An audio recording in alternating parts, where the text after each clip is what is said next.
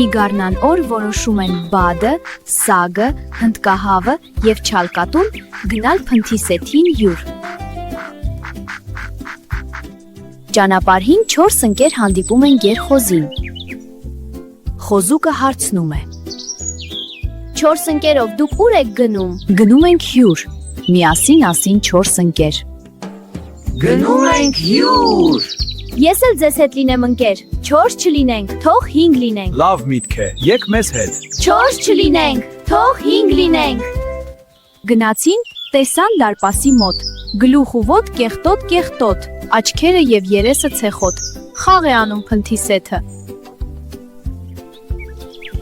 Սագը ասաց. Գոնե մի քիչ լվացվեիր։ Փիսոն ասաց.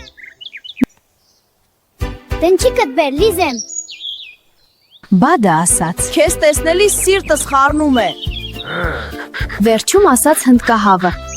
Ես եմ քո փոխարեն կարմրում։ Ապա 4-ով միասին ասացին.